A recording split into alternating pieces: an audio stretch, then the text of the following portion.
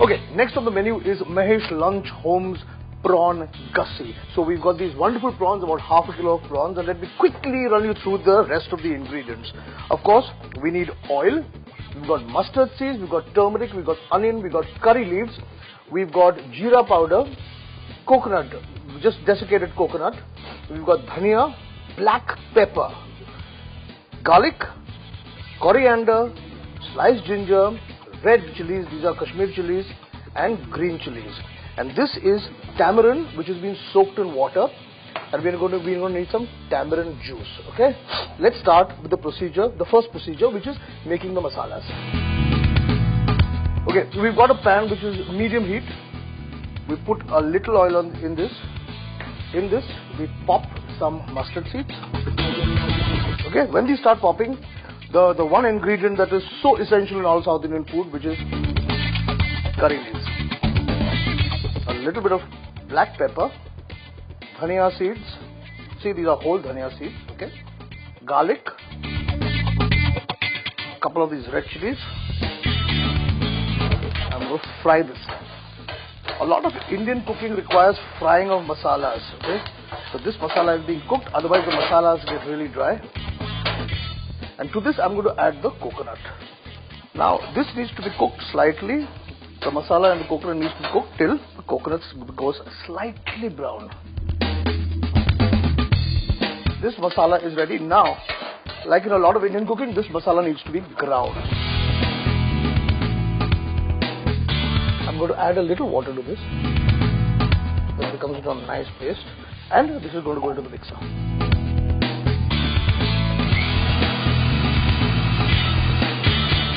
The coconut paste is ready. I'm going to put it aside, and I'm going to start making the curry now.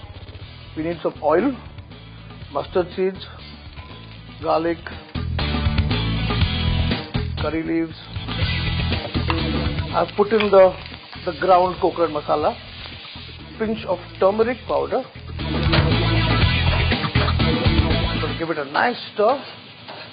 Some people like to crush the garlic and put it in. I like garlic to be put in whole, because it tastes really nice.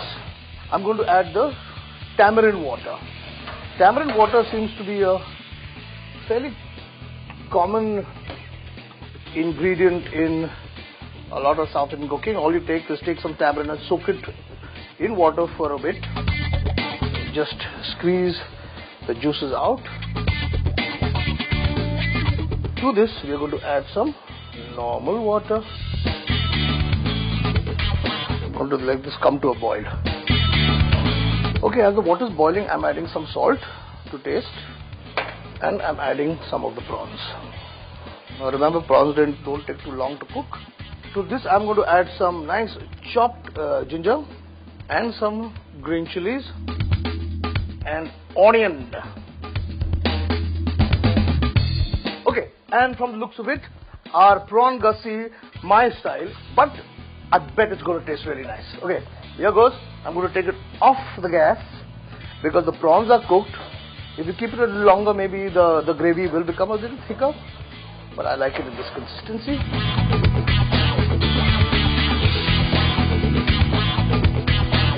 We'll garnish this with a little coriander, which Mahesh does not do, but I'm going to do just now. It looks nice and pretty. Here we are. Our prawn gussie. Ala kunala, by the way. It's time to taste it.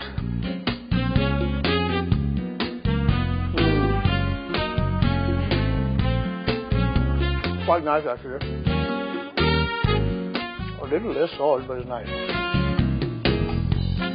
Okay, it's nice and coconutty, but not so coconutty that you can't taste the prawn.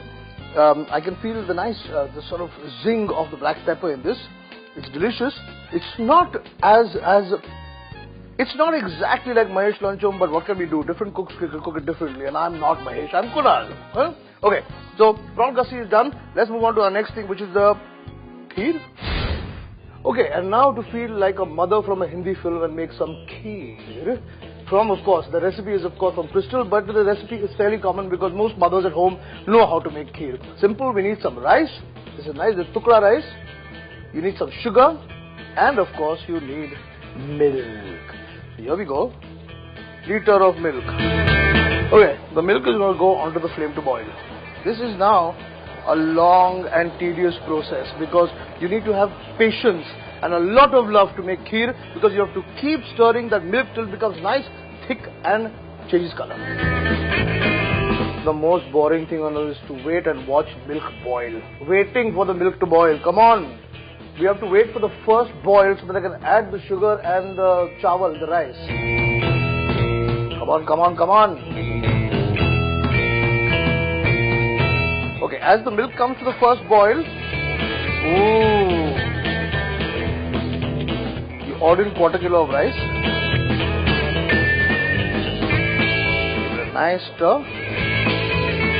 And leave this on to cook for at least an hour till the milk reduces to nearly half its size and the color turns a slight light brown, pink, goldenish color. Okay? Now we need to have some patience. The milk is reduced to more than less than half. Okay? Which means you can keep it as long as you want. The longer you keep it, the thicker it will become. And you order in quarter kilo of sugar.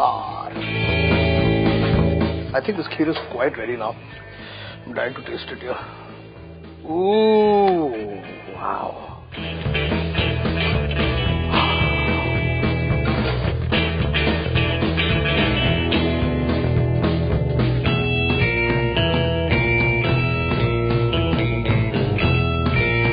I think now I can get mother's roles in Hindi films. Yeah, I make really good kheer. Wow, love that. You can actually put it in the fridge for a long time, make it nice and cold the way they do it at Crystal, and serve it. All you mothers out there, your sons will be very happy and they'll love you a little more, okay? Lovely. Well, that brings us to the end of this episode where I've tried to cook some of the dishes that Mumbai is so famous for. If you want to write to us at weekend@timesnow.tv, and the recipes are always available at the website timesnow.tv. Till the next time, from Foodie, it's bye.